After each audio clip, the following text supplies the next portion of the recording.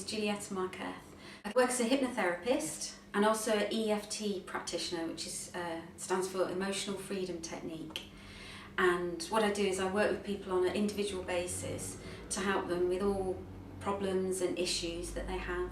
So it kind of ranges from fears and phobias, stress, anxiety, weight loss, stopping smoking, all those kind of things.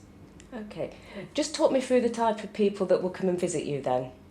Okay, usually it's women, age range of between 30 to 60 normally, and normally more professional type women as well. So, yeah.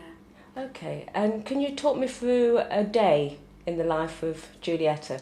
Well, the day is quite busy. It's just a succession of, booking people in, and we have an hour session with each person. And that's it throughout the day, really, just meeting different people every day, and that's it, really. And what will you do? So I've come to see you. Yeah. I want to stop smoking. What can you do for me?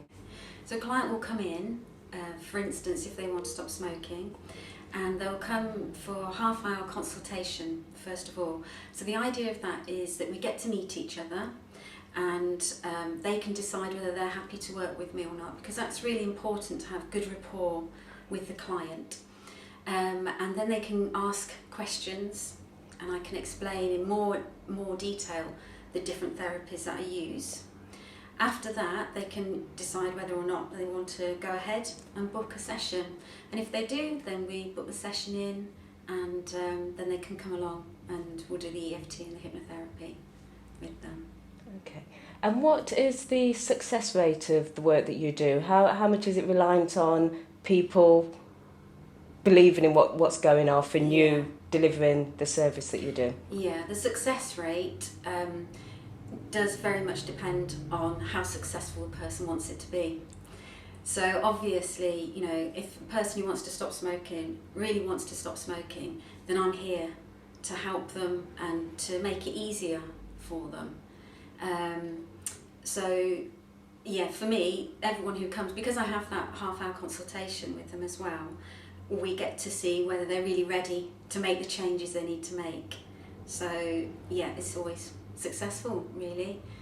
Some people come with a bit of a fear about the hypnosis, and they worry and think that they won't be able to be hypnotised, but I haven't come across anyone who hasn't been able to go into that nice relaxed state. There's a misconception about hypnosis that actually being in the state of hypnosis is a zombie state where you're not aware of anything going on, and it's complete misconception.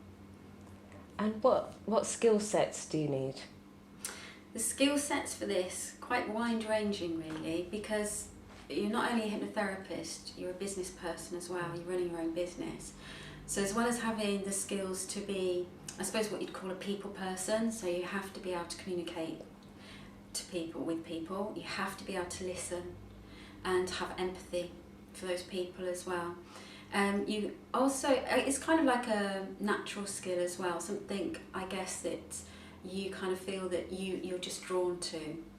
And I would really recommend people go and have hypnotherapy first to experience, so they know what it feels like as well. But as well as all of that, you also need to be an accountant, you need to be a marketing expert, sales, all those types of things as well. So quite a lot. There's a lot. Yes. What motivates you to come to work every day and do this job? What motivates me to come here every day is the joy that I get from it. And even when sometimes I turn up and I'm feeling a bit tired, once I get into a session and I've completed a session, I'm just buzzing from it. I just feel really good. It just energises me and makes me feel really good. Okay, and why should a young person consider this as a career option? It be someone who likes working with people. There's a lot to do with the mind, and an interest in how the mind works would be a really good, if you're interested in how the mind works, how you think, how people are successful in life, then this is a career for you. Can you talk me through your career path and what led you to this job today? You can keep it brief. But yeah, just talk me through how you ended up being a hypnotherapist. Okay, the way I ended up being a hypnotherapist, my career path, it's been quite varied. So I left school, I went into catering.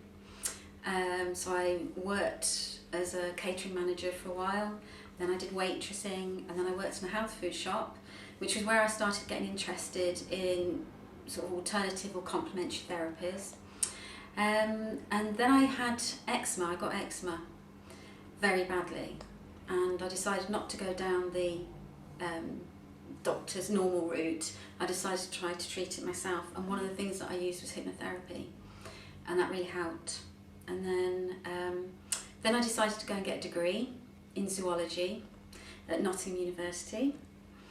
And I worked at Nottingham University for a while, and then I was in my 30s and just a bit of a career path change, thinking about what I really wanted to do. And I just saw an advert for a hypnotherapy college, looked into it, and something about it just made me thought, this is what I want to do. And that's how I got to it, really. So quite a long route, but it was because I'd had the experience of hypnotherapy years before, I think, made me, it must have been in the back of my mind, just churning through. Okay, and if you were starting out again, just leaving school, yes, is this a career that you would consider now? Yes, yeah. I wouldn't have done it straight from school though. I think you kind of need a few years of life experience before you go and start treating people in therapy. But yeah, I would definitely do it. Yeah. Okay, and what advice or tips could you offer a young person considering this as a career option? What should they be looking at? What courses should they be considering, or what should they do? Okay. What steps should they take? Okay, well, the advice I'd give to anyone who's thinking of coming into this